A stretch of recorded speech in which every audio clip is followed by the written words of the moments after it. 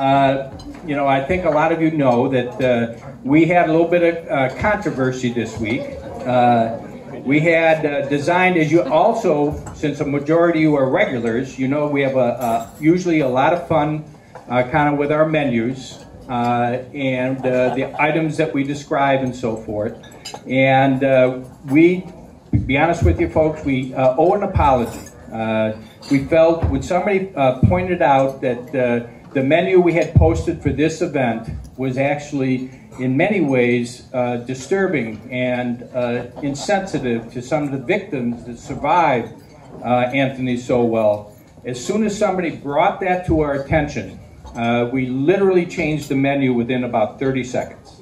And very much feel that we owe an apology.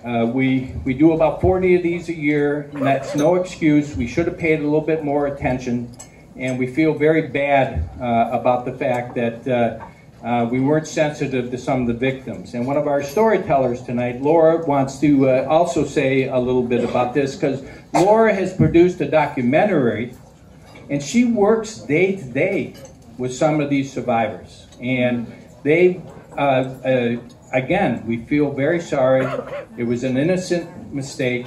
We didn't intend anybody to be offended, and we did. So we apologize, and Laura again is receiving a little bit more heat about the situation than even we are, and she feels that she needs to say a few words about it. Yeah, I do want to say that, that I was rather shocked when I heard about this, and then also heard from some of the families and survivors who were, you know, really offended because they felt it was kind of making a mockery of what they had gone through.